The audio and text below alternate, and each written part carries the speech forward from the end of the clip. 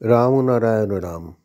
প্রিয় সুধীবৃন্দ, ঠাকুর বালক ব্রহ্মচারী মহারাজের এই অমূল্য বাণী খুবই গুরুত্বপূর্ণ। আপনারা সবাই ধৈর্য সহকারে পুরোটা শুনবেন। রাম নারায়ণ রাম।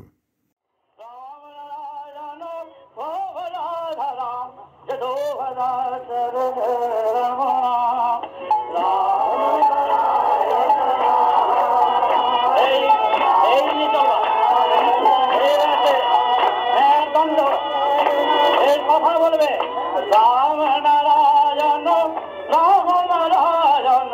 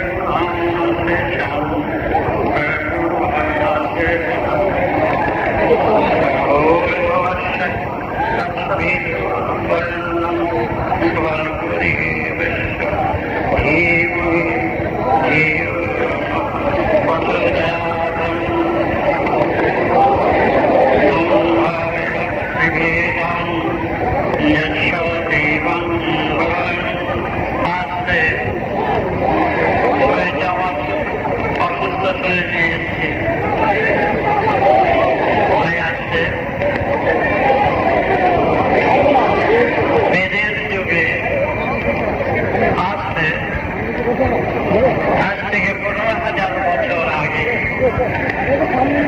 এই বাংলা ভারতবর্ষে কিভাবে চলত সেগুলো আমাদের জানা দরকার।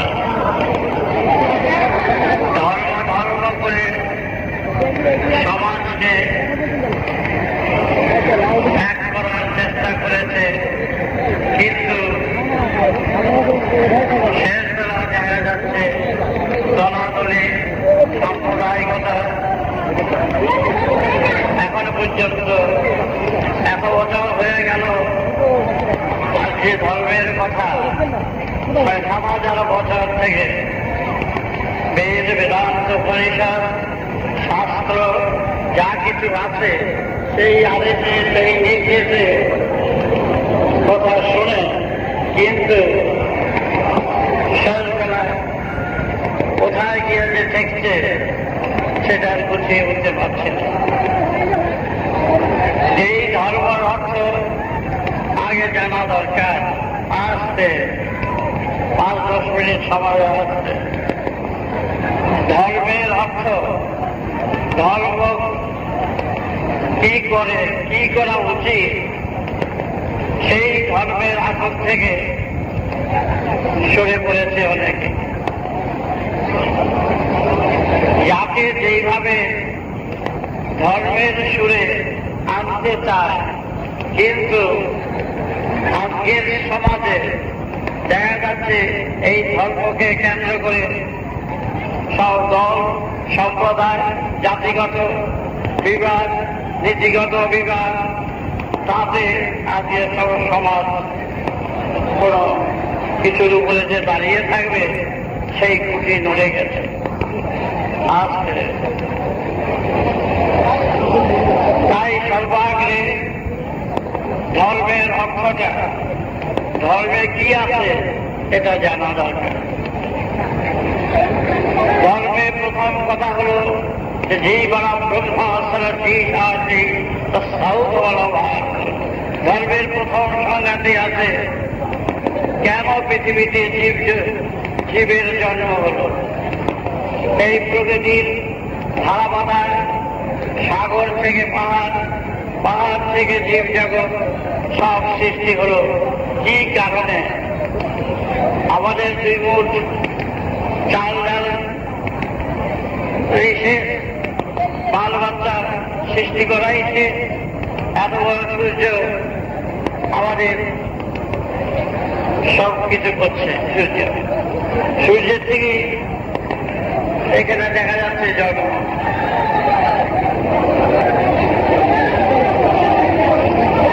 জীব জগতের জন্ম সবাই সূর্য।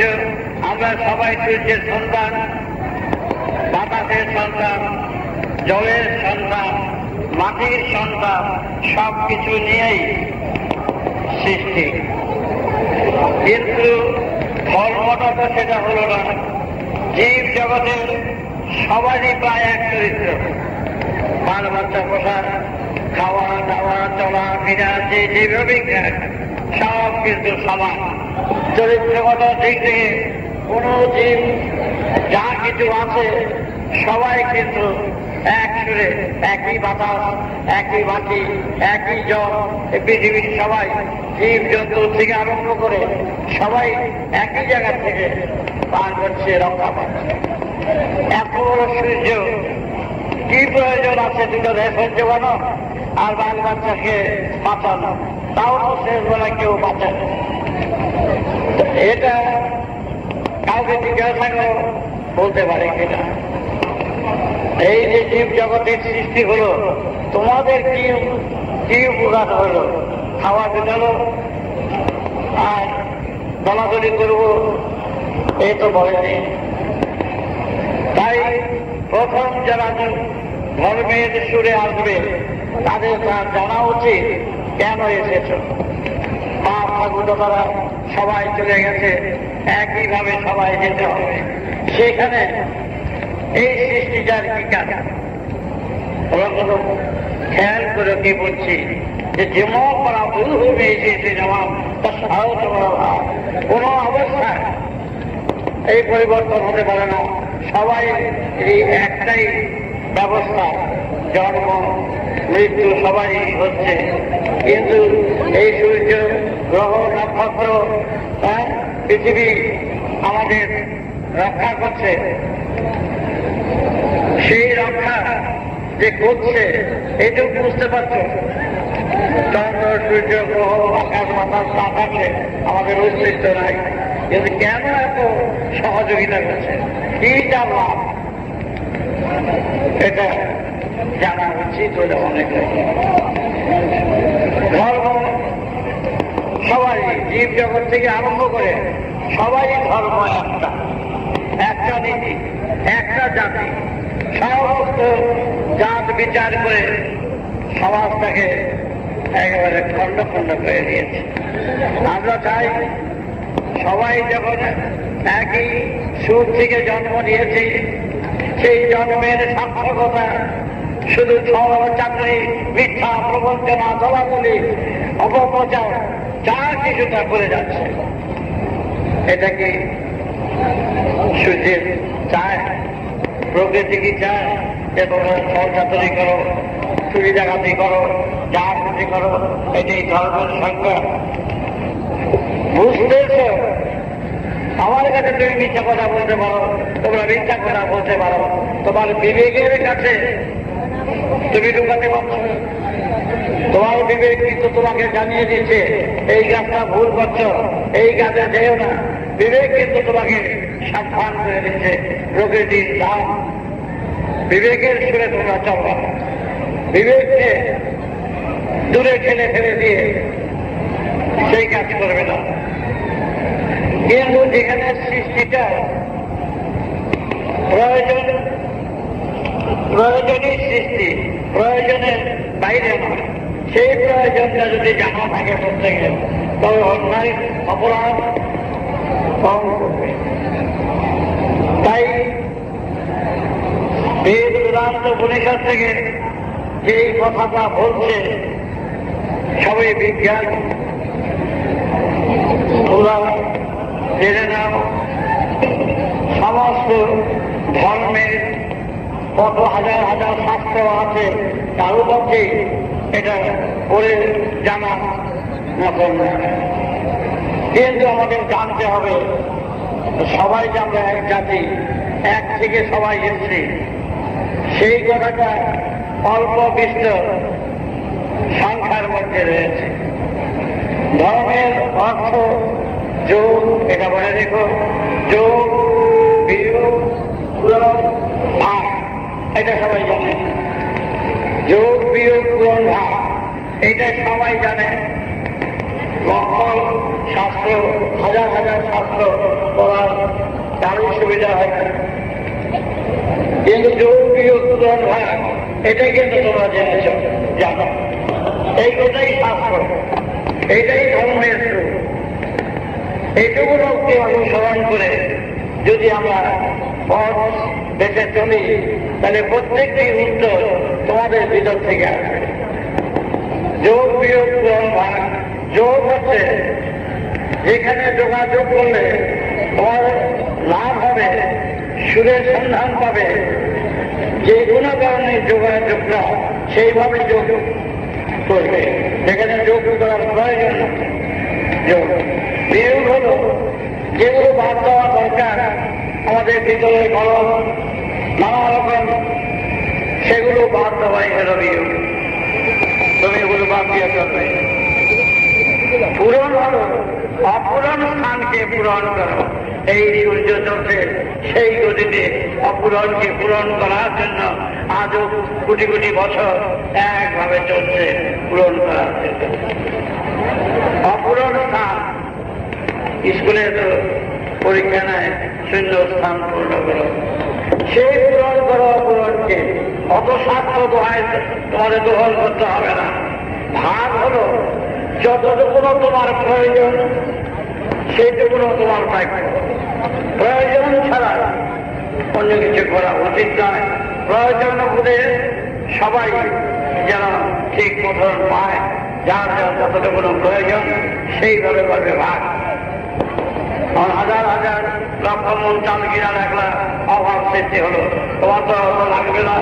তোমার যে প্রয়োজন সেইটুকু ভাগ করো, সব কিছু জীবন দরকার।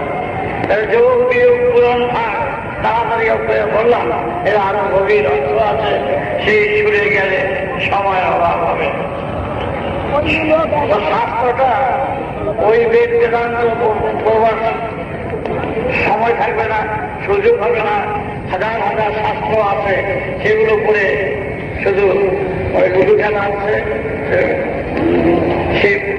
সিঁড়িতে উঠলে উপরে উঠে আর সাপের মুখে পড়লে নিচে নেমে যায়। আমাদের জীবনটা কিন্তু এটাই হচ্ছে। আর বুঝতে পারছো না, সে জায়গায় আর পৌঁছানো হয় না। তাই এই নবদ্বীপের জেলা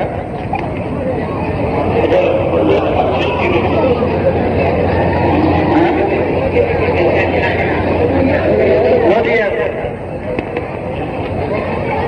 এইবেলা বাবা থেকে যারা তোমাদের শাস্ত্রে করা সম্ভব নয়, কিন্তু গড়ার পক্ষে এটা প্রয়োজনীয়তা আছে। এখানে মহাপ্রভু দিয়ে গেছেন 16 নম্বর 30 অক্ষর, দাঁড়ে দাঁড়ে সর্বত্র দিয়ে গেছেন। সেই দেশে এসেছি। আমরা আগে নবদ্বীপ ছিলাম, আমাদের পরিবার সবাই নবদ্বীপ ছিলেন। তাই হরে কৃষ্ণ হরে রাম, রাম নারায়ণ রাম, হরে কৃষ্ণ হরে রাম, এই 16 নাম 32 অক্ষর। হরে কৃষ্ণ কৃষ্ণ কৃষ্ণ হরে হরে, হরে রাম রাম রাম হরে হরে, এই 16 নাম 32 অক্ষর যিনি দিয়েছেন।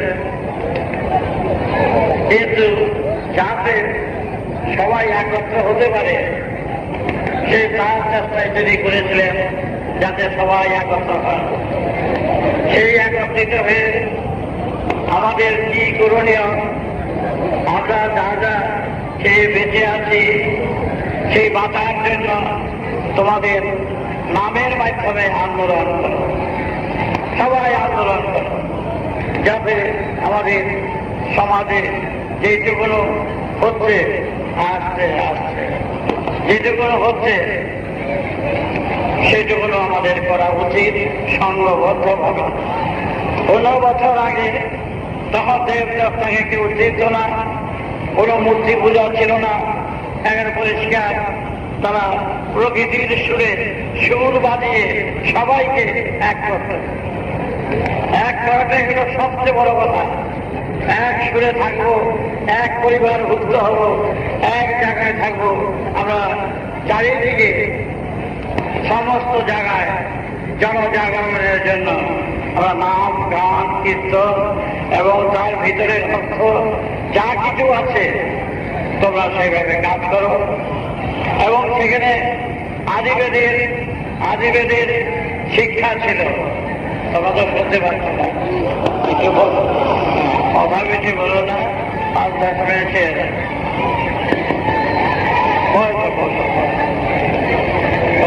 চুপ করে। সেই সময় 15,000 বছরে তার চিহ্ন পাওয়ার কোনো দেখা যায়। তারা সবাই, ভারতবর্ষের সবাই কি করত, বেদ শিক্ষা করত। সেখানে যারা বেদজ্ঞ যারা ছিলেন, ওই বেদজ্ঞরা সবাইকে যতক্ষণ পর্যন্ত শারীরিক সুস্থ আছে সবার কাছে বেদ চর্চা, বেদের আলাপ, বেদের সুর। বেদ হচ্ছে অভেদ, যেখানে নাই ভেদাভেদ সেটাই হলো বেদ। তোমরা বেদের পূজারী, যেখানে ন্যায় নীতি আছে, বিজ্ঞান আছে, যুক্তি আছে, সেটাই বেদ। বেদে কখনো আলাদা কিছু করে নাই। সেই সময় যতটা দেশের লোক ছিল সবাই বেদের পূজারী, বেদের কাজ করত এবং সেইভাবে চলত। সেটা কোথায় চলে গেছে? এই মূর্তি পূজা 6,000 বছরের, সেই সময় মূর্তি পূজা ছিল না। কিন্তু বেশি ভালো করতে গিয়ে একটা তো মূর্তি পূজা করলো, মূর্তির সৃষ্টি করলো। সেই মূর্তির কেউ ভীষণ উচ্ছৃঙ্খলতা ছিল, কার স্ত্রী, কার বউ, কেউ কার সন্তানকে, সেই সব কিচ্ছু ছিল না। সব যে স্বামী তুলে গেছে তাদের মধ্যে 1-2টা বাচ্চা হয়ে গেছে, এইটাই ছিল। কিন্তু সেই সময় মূর্তিটা তৈরি করার জন্য সেই 15,000 বছর আগে তার একটা বিদেশির ভয় ছিল, ভূত প্রেত জাতীয় কিছু ভয় ভীতিটা থাকতো। বেদজ্ঞ করলেন কি, সবাইকে ভালো করার জন্য একটা মূর্তি তৈরি করলেন। সেই মূর্তিতে আছে ওদের ওনারা চিন্তা করে মূর্তি বলছে বলে কাজ করাচ্ছে, কৌশলে করতে চেয়েছে। যে মূর্তি তোমরা নিজেদের মূর্তি বলছে শৃঙ্খলা থাকবে, স্বামী স্ত্রী ঠিক থাকবে, তাদের পূজা আমি নেব। আর বলছে এই মূর্তি গান ভালোবাসে, নাচ ভালোবাসে, তোমরা সবাই ওই মূর্তিরে ভয় পেতে ওরা সবাই এসেছে। ওই মূর্তিকেই কেন্দ্র করে সবাই নাচ, গান, বাজনা, খাওয়া। গাছের ফল তখন খেত না, ফল ওই মূর্তির কাছে দিয়ে বললো যে ফলে বিষ নাই, বিষ ফলন করে ফেলেছে। কিছু কৌশলের আশ্রয় নিয়েছে। তাদের সমাজটা এই মূর্তি নিজেরা বানিয়ে বানিয়ে পূজা করবা। একেবারে সব এসে ওই মূর্তির সামনে নাচ, গান, শৃঙ্খলা সব ওরা আয়ত্ত করবে। কিছু লোক এটার সুযোগ নিয়ে আবার ওদের উপরে এই করতে আরম্ভ করছে, আবার নানা রকম বুদ্ধি। সেই বুদ্ধিটাই আমাদের কাছে আজ যে এটা পৌঁছেছে, মূর্তি যারা সেবা করে করুক, মানা করা হয় না, কিন্তু এটাকে কেন্দ্র করে ব্যবসা করছে, বেশিরভাগই ব্যবসা করছে। মূর্তিকে কেন্দ্র করে মূর্তি যায়, মূর্তি যায়, ঘর যায়, এই শুরু হয়ে গেছে। আজ পর্যন্ত এই যে এসে উপস্থিত হয়েছে, এটা কিন্তু এবার অন্তরের থেকে করা নাই, কৌশল করতেছে। কৌশলটাই আজ বিকৃত হয়েছে। তোমার মূর্তি, তোমার চিন্তাধারা, এই জগৎকে চিন্তা করো, গাছ গাছরা, সাগর, পাহাড়, পর্বত, এগুলো তো বড় বিকৃতি। কোথেকে এগুলো আসলো, কিভাবে আসলো? তোমার চিন্তা সেইভাবেই করবে। এক শ্মশানে সবার মৃত্যু করে, যেখানে মরতে হবে এই চিন্তাটা প্রত্যেকের করা উচিত। আর তো সবাই নাই। প্রকৃতির দরবারে তুমি কি সাক্ষী দেবে, কি কথা বলবে? তো তোমারা পাঠালাম, চৌধুরিয়া, কামরিয়া, মৌরিয়া, নাক দিয়ে সব পাঠালাম। এতদিন 80 বছর যে বাঁচলা, এতদিন পরে এসে তুমি কি করছো, কি পেয়েছো, কি বুঝতে হবে, সবটাই তো বাবার মাঠে চলে যাচ্ছে। এইভাবে সমানে অন্যায় চরম অবস্থা চলছে এই সমাজের বুকে। এদের এমনি বললে শুনবে না, কিন্তু নামের মাধ্যমে, গানের মাধ্যমে তৈরি করো সবাইকে, এবং তারপর বুঝতে পারবে কিছু পরিবর্তন। সব জুতোটা ছেড়ে বাথরুমে গেছে, আই থেকে জুতো নাই। ম্যানের হোলগুলি ছল দেখে গেছিলাম, প্রায় 60-70টা ম্যান ওর খাবারটা থাকে নর্দমা বলে, এগুলো চুরি হয়ে গেছে, সবাই চুরি হচ্ছে। সেই সময় বেদজ্ঞরা, যারা বেদের উপরে দখল আছে, তারা 50 জন করে সমস্ত ভারতবর্ষে একটা সবাই বেদ প্রচারে নামে, সমস্ত দেশে। আমাদের এত লোক ছিল না, ওই বেদের সুরে 25 জন বা 50 জন এদিকে আছে, আরেকদিকে পাড়ায় 50 জন, আরেকদিকে 50 জন, সমস্ত গোটা ভারতবর্ষে 3টার সময় ওরা এইভাবে বেদের সুর দিয়ে দিয়ে চলে যাচ্ছে। সে শুদ্ধ আমি করতে পারবো না, বলতে পারবো কিছু।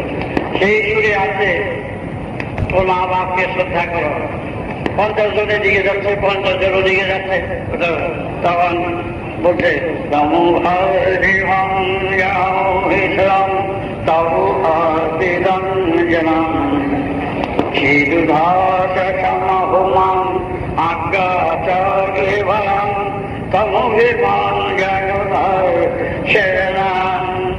হে দেশবাসী, দুই দিকে দাঁড়িয়ে থাকতো, দুই লাইনে, প্রত্যেক জায়গায় ওই সময় সব দেশবাসীরা এই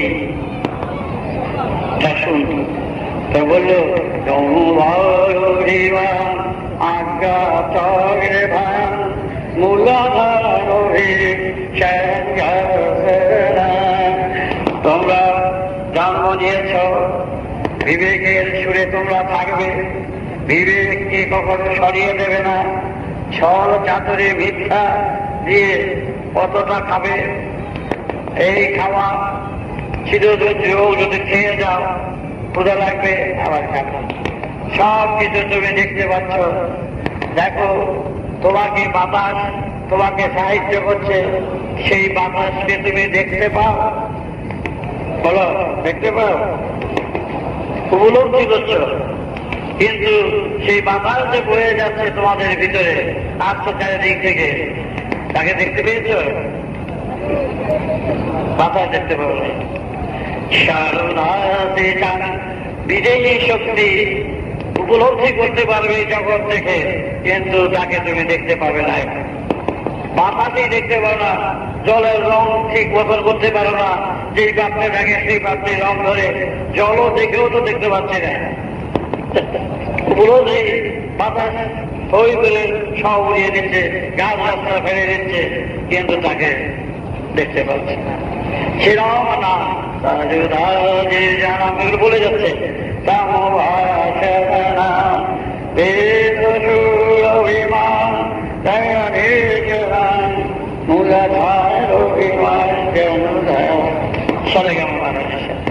এই যে মূলাধার, সাবিস্তান, মণিপুর, অনাহত, বিশুদ্ধ, আজ্ঞা, সহস্রা, সারেগামা মাদ্রাসা। তখনকার সারেগ্রাম এই মূলাধার থেকে, উচ্চদ্বার থেকে আজ্ঞা চক্রে সবাই সাধনা করতেন, চিন্তা করতেন, জ্ঞান, যেমন তেঁতুল বললে বেশি বারে বারে খেলেও না, কিন্তু লালা আছেন অনেক সময়, তেঁতুল দিয়ে চটকাইয়া, এটা কানে গেলেও লালা আছে। সুতরাং মহানাম যে হরি হরে কৃষ্ণ কেন বলল, যে হরি হরণ করে, যে কৃষ্ণ মহাকাশ, সে কৃষ্ণ বর্ণ, কৃষ্ণ হচ্ছে মহাকাশ। মহাপ্রভু তিনি আগে শক্তিমন্ত্রী ছিলেন। তারপরে তিনি এই হাত তুলে দিলেন উপরের দিকে, ওই যে মহাকৃষ্ণ সেটাই হচ্ছে সাধনার সুর, রাধা হচ্ছে ধারা, ধারা ওই ধারার থেকে ধরিত্রীর সৃষ্টি, ধরার সৃষ্টি, তাই দিয়েছে ধরা ধরা বললে বেশি রাধা হয়ে যায়। রাধা কৃষ্ণ এই সুরটা এখানকার কৃষ্ণ বলে কথা নয়, মহাকাশে মহাকৃষ্ণ, তার সাথে ধারা যুক্ত, ধারাকে বারবার বললে রাধা হয়ে যায়। সেই রাধা কৃষ্ণের সুরে সুর মিলিয়ে সবাই সাধনা করে, অনেকেই সাধনা করছে। তাই তার সারা গ্রাম সারে গাওয়া শুধু নয়, এই মূলাধার গুচ্ছদ্বার, এই আজ্ঞা চক্র মাঝখানে আরো আছে। তুমি যদি সেই আজ্ঞা চক্রে যেমন সুর সাধনায় সারা গাওয়া সুর শিখে, আমার ভক্ত ছিল আলাউদ্দিন, নাম শুনেছ? আলাউদ্দিন আলী আকবর তার ছিল। এই আলাউদ্দিন যখন বাজাত সকাল ভোরবেলা, পাশের বাড়ির থেকে লোক এসে পিঠের মধ্যে ডিস্টার্ব করে, অসুবিধা করে। 12-14 বছর তিনি যখন বাইরে গেলেন, তারপর এসে যখন বাজাতে শুরু করলেন, তখন হাত জোর করে সহকারী, তুমি তোমার দেহের অঙ্গে যেই সুর আছে, যেই সুর তোমাদের আছে দেহের অঙ্গে, সেই অঙ্গকে খুন করেছ তুমি লক্ষ লক্ষ লোককে। একটা লোক খুন করলে ফাঁসি হয়, আর প্রকৃতির দরবারে এতগুলো লোককে তুমি সর্বনাশ করছো কেন? জবাব দাও, কেন তুমি লক্ষ লক্ষ লোককে তোমরা মেরেছ? অস্বীকার করতে পারবে? একটা বীর্য বসে ইলিশ মাছের ডিম দেখেছো তো? ওই যে বীজে বীজে থাকে সবগুলি কিন্তু ইলিশ মাছ। তুমি যে সর্বনাশ করছ, তোমার ভিতরে তুমি একা, তোমার বাল বাচ্চা যদি 4-5টা হয়, তাহলে 5 দুগুণে 10টা চক্ষু, 10টা কান, নাক মুখ চাকা শেষ করতে পারবে। তার সাথে তুমি কথা বলতে হবে, তোমার বাচ্চা তোমার সাথে কথা বলছে। কিন্তু এই বাচ্চাগুলো 4-5টা হয়েছে, একেবারে বীর্য পাতে কতগুলো মানুষ শেষ করছে, বুঝতে পেরেছ? ওই বীর্য করছে একবার, লক্ষ লক্ষ মানুষ থাকে রয়েছে। সারা জীবন এতগুলো লোক তোমার ভিতরে দিল সৃষ্টির তত্ত্বে, তোমাদের 4-5টা বাচ্চা দিয়ে দিতে পারছে। ইচ্ছায় অনিচ্ছায় ভাবে প্রতিভায় সংগ্রামে লক্ষ লক্ষ মানুষ একটা জীবনের একটা বালতি হবে। মনে করো 1 বালতি বীর্য, তোমার মধ্যে 50,000 কোটি মানুষ যদি তোমার মধ্যে থাকে, এগুলো তো বার করে দিতেই আছে। এই 50,000 2টা করে চক্ষু, 50,000 লক্ষ 2টা করে চক্ষু হলে 1000 কোটির উপরে মানুষ কি হবে? নাক মুখ চান তোমার মধ্যে আছে। তাহলে কি হইল? নিশ্চিত গ্রহ কিন্তু দূর থেকে দেখছ, গ্রহ ছোট ছোট, এটা 2 চোখ দিয়ে। আর 1 লক্ষ কোটি চক্ষু যদি তোমার এক জায়গায় হয়, বুঝতে পেরেছ? তখন ওই গ্রহটারে কিরকম দেখবে? ওখানে যদি কেউ কাঁথা ছিলে, আমার দেশে কাঁথা, এইখানে বৈশা ওইখানে দেখতে পারবে। এই লক্ষ কোটি চোখ, 2 চোখে এতটুকু, 3 চোখে, 4 চোখে এতটুকু, 5 চোখে এতটুকু, 6 চোখে এতটুকু, 100 কোটি লক্ষ কোটি চক্ষু যদি তোমার মধ্যে বিরাজ করছে, আছে, করছে, কিন্তু সৃষ্টি তত্ত্বের যে পর্যন্ত যে জিনিস তুমি দেখতে পাবে চোখ দিয়া, এই চোখ দিয়া, সেইটাকে তুমি এই ঘর থেকে এই ঘরের মতো দেখবে। ওই কোটি কোটি চক্ষু তোমার মধ্যে আছে। তোমার একটা লোকের বীর্য বাচ্চা যদি রাখা যায়, এরকম 100 পৃথিবী রাখে একটা মানুষের। কিন্তু প্র্যাকটিক্যাল তো সত্যেন ঘোষের নাম শুনেছি আমাদের ভক্ত ছিলেন। সত্যেন ঘোষ রোজ আপনার শুধু খাওয়াবেন চিল্লিয়া এই তত্ত্বটা জানাবেন। তখন আমি বললাম যে তুমি তো বিজ্ঞানী, বড় বিজ্ঞানী, তুমি চিন্তা করে দেখো, 5টা ছেলে তোমার সেই মাত্র শেষ হয়, এত কোটি কোটি মানুষ যেই দেশ হয়ে গেছে, সব বেরিয়ে চলে গেছে। তোমাকে তাড়া করাবার জন্য, তোমাকে উপলব্ধিতে যাতে আসো, তুমি ওই গ্রহের সব কিছুর সাথে সম্পর্ক রাখবে, দেখতে পাবে, বুঝতে পাবে। এইগুলির যদি ফেলে দেওয়া হয়, এর চেয়ে আর কি বলা আছে? এইটা এই বীর্য হচ্ছে সাপ। আর একটা ছোট ইলিশ মাছ, 2টা কলতার মধ্যে কুটি কুটির ইলিশ মাছ আছে। একটা এইখানে বাচ্চা যদি ছেড়ে দেয় তাহলে নদী ভরে যাবে, কত কত ভয় হয়ে যাবে। তাহলে তোমার ভিতরে তোমার সুর এই কুলাধার থেকে স্বাধিষ্ঠানে আসা।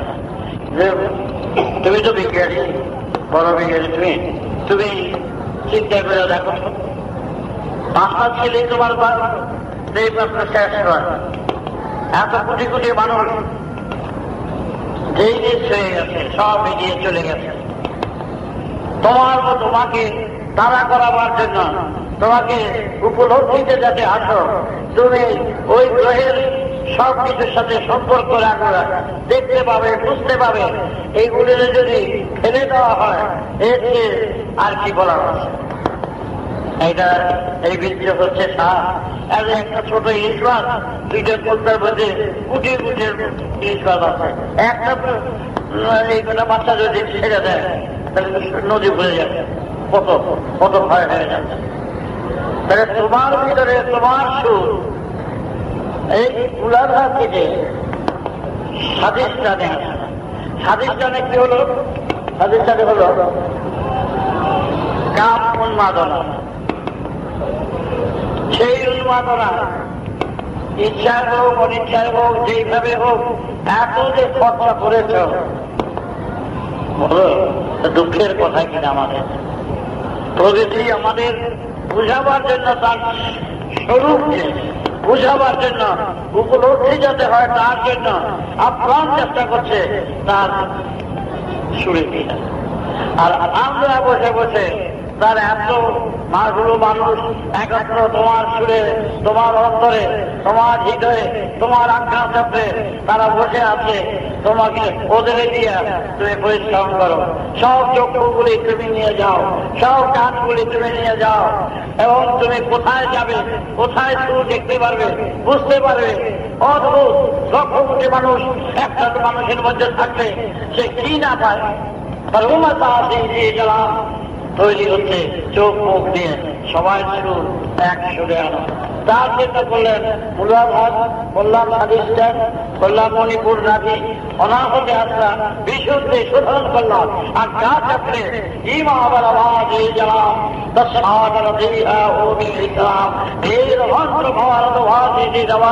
তুমি ক্রমশই যারা এক্সারসাইজ করে, ব্যায়াম করে, ব্যায়াম দেখাতে খুব করো, তোমাকে বাঁচাও। কারণ সময় কিন্তু ঘনিয়ে আসছে, আর কিন্তু সময় নাই। এই দুনিয়ার সুখে শান্তিতে থাকতে চায়, শত দুনিয়ার কি খাওয়াইলো তোমার সাইজ ভালো হবে না, পূরণ হবে না। দুনিয়ার চাল খাও, পূরণ হবে না। মাছ মাংস খাও, তুমি পূরণ করতে পারবে না। তোমাকে তো ভরপুর, তুমি তোমার মধ্যে ভরপুর জিনিস দিয়েছে, সেই জিনিসগুলো চলে যাচ্ছে। তাহলে তুমি এই বিশ্বের সূর্যা, অনন্তকালের সৃষ্টিটা সম্পূর্ণ উপলব্ধি করবে।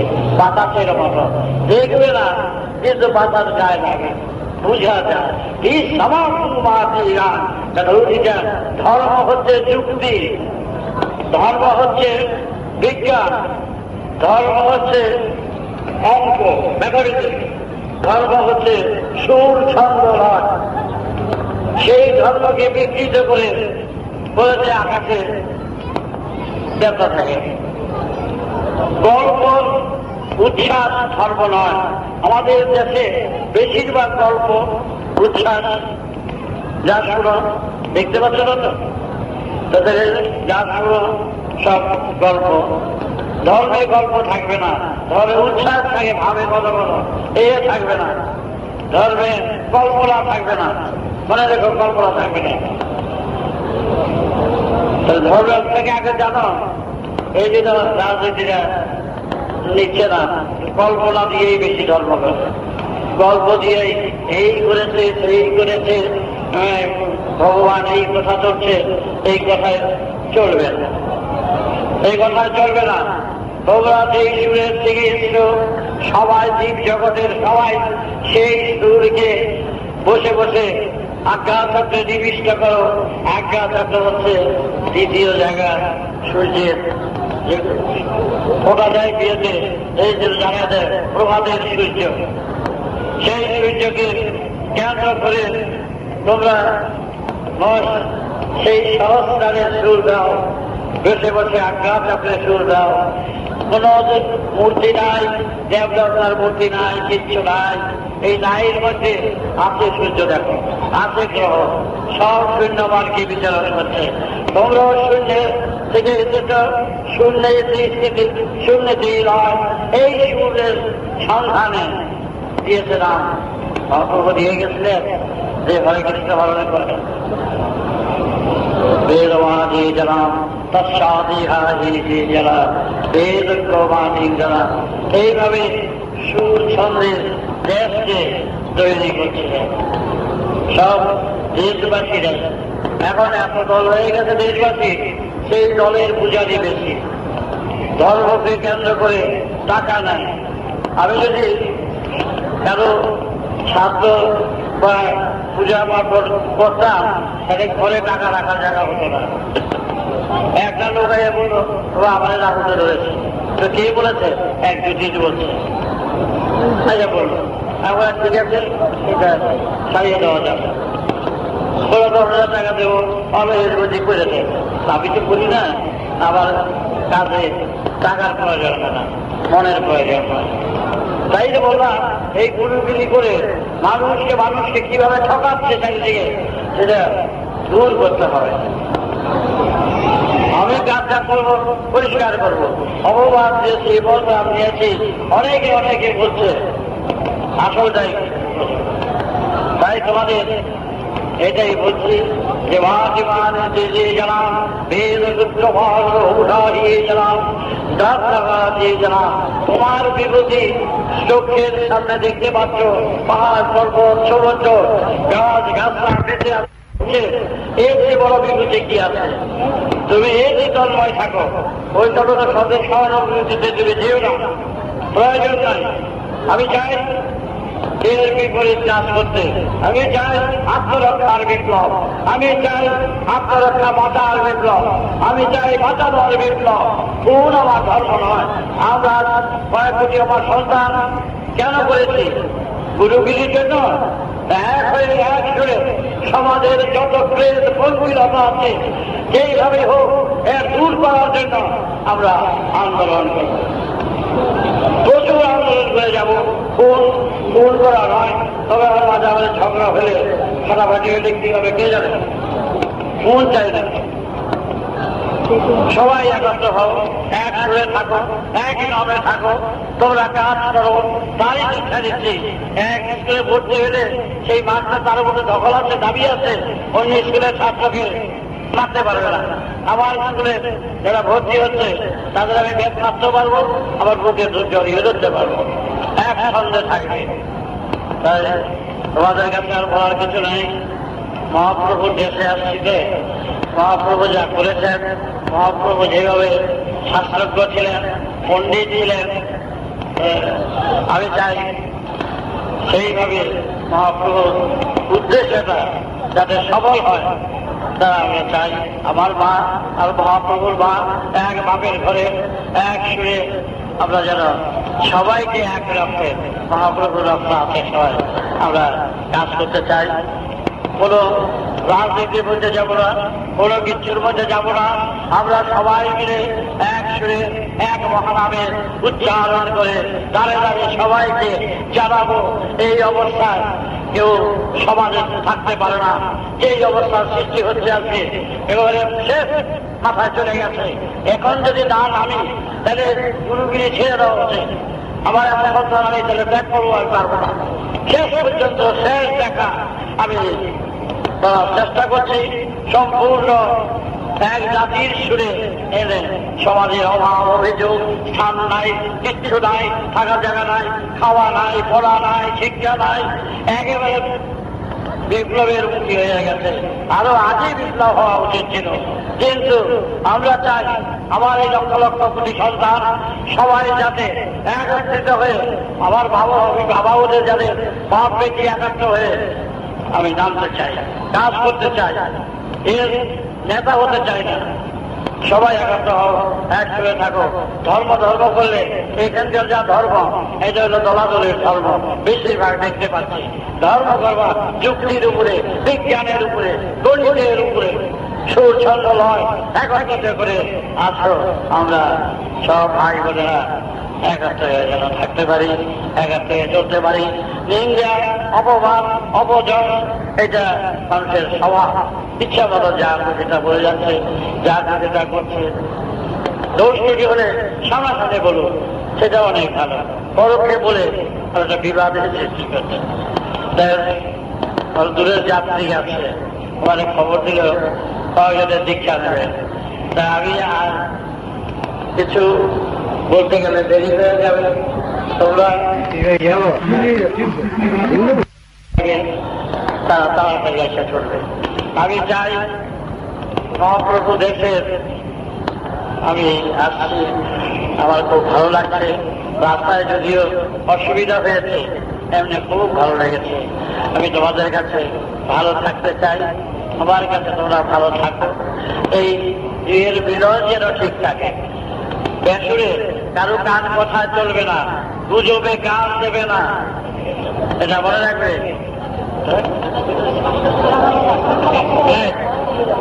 এখন নেতাজির বিষয় আমি একটু চাপ।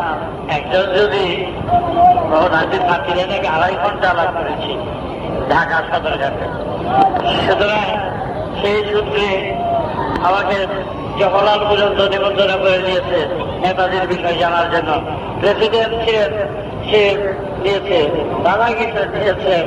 আমার ভক্ত ছিল অগ্নিযুগের বিপ্লবী নরেন্দ্র কুমার ঘোষ, সেই নিমন্ত্রণের চিঠি নিয়ে আসছে, আমাকে নিমন্ত্রণ করছে জওহরলাল। শাহনওয়াজ খানের বাড়িতে আমি 15 দিন ছিলাম, আর 3 দিন জওহরলাল জি নিমন্ত্রণ করেছে, নিজে পুটি কেটে খাওয়াইছে। কিন্তু আমি যদি চিন্তা করছি আমাকে নিমন্ত্রণ করলো কেন, আমাকে নিমন্ত্রণ করলো কেন, অন্য দলের লাইসেন্স না, পারমিট না, কোনো কিছুর মধ্যে নাই। শেষ দিন খাওয়ার পরে আমাকে বললো যদি এক বার্তা নেতাজি সম্পর্কে আমরা একটা ঘরে বুঝলাম নিমন্ত্রণ নাকি। হ্যাঁ বলে নেতাজি সম্পর্কে তুমি যা জানো আমি চাই জানি। আমার কাছে তার একটা বাহাদুর ছিল, চিঠি কথা লেখা ব্ল্যাক বই পর্যন্ত আছে, দেখিয়েছি তাকে। কোথায় আছে? আমি বললাম বলেছি তুমি যদি আমার একটা গোপন কথা বলো, এটা কি কারো কাছে বলা উচিত? বলবে কেন? তার সাথে আমার যদি কোনো কখনো আলাপ যখন হয়েছে, সেই কথাটা আমি সবার কাছে বলবো। সুতরাং হ্যাঁ, আচ্ছা তাই বলছি না, সময় কম, এখন বলতে সরে না। তো নেতাজির বিষয় যতদিন পর্যন্ত আমি বলেছি ততদিন আমি বলি নাই কোনোদিন আছে, সবাই ধারণা আসবে আমি কথা বলেছি। সুতরাং তার গোপনটা কবে যাবে বলতে পারবো না, জানি না। বয়স হয়েছে,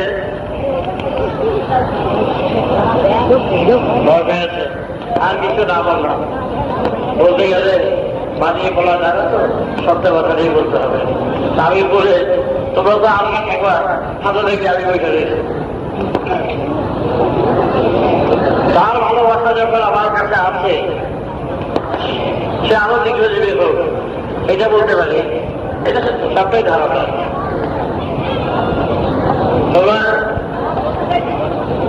একাত্র হয়ে সবাই চলতে পারবে, যে চেষ্টা করবে কাজের সময় যেভাবে চলতে হবে সেইভাবে যদি বলি, মানুষকে বাঁচাবার জন্য এই সমস্ত সংস্কার যা চলছে সমাজের উপরে অবিচার, তার বিরুদ্ধে লড়াই করতে পারবে। দেখি কি রকম করবে।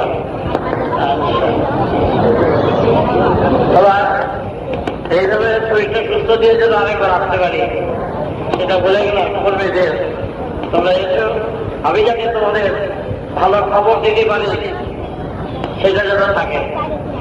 তারপরে তো বলার কিছু নেই। অনেকদিন নেতাদের বিষয় নিয়ে আমি অনেক বলেছি, পরিষ্কার বলেছি। আমি একজনকে পাঠাইছিলাম, তার নাম এই শব্দগুপ্তের সাথে প্রভাবটা শিক্ষক ছিল। শুধু এইটুকু জেনে রাখো, একজন পাঠিয়েছিলাম, তারা চোখ বুঝে জিপ গাড়িতে নিয়ে গেল এক দেশে। সেই ঘরে গিয়ে কেউ নাই, টুল টেবুল সাজানো, ওই বেজে গিয়ে পড়ছে, ওই বেচারা বসায় গেছে। কিছু বলে ওকে খাওয়ালো, ওকে দেখে খাওয়া দাওয়ার ব্যবস্থা করলো। খাওয়া দাওয়ার ব্যবস্থার পরে ও বারবার নেতাজির সঙ্গে ছিল।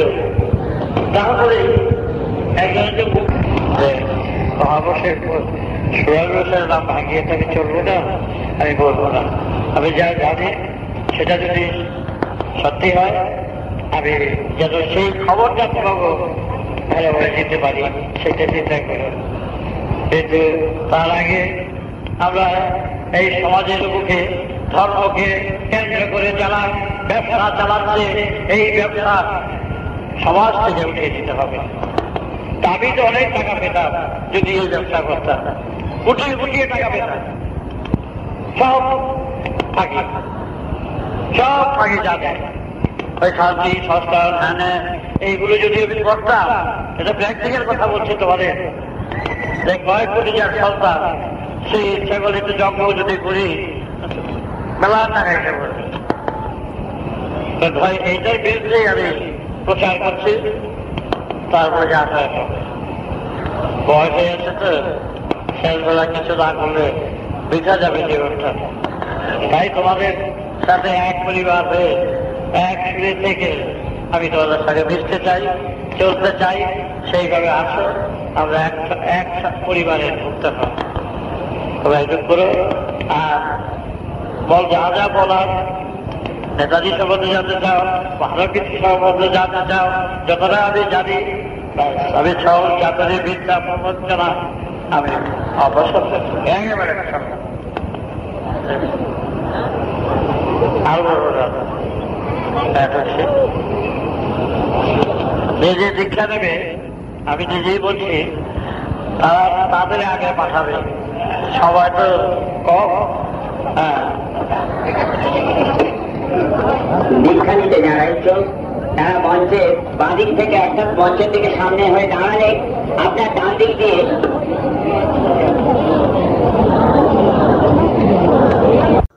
প্রিয় সুধীবৃন্দ, আশা করি আপনারা আপনাদের মূল্যবান মতামত এবং পরামর্শ কমেন্ট করে জানাবেন এবং সাবস্ক্রাইব করে দেবেন।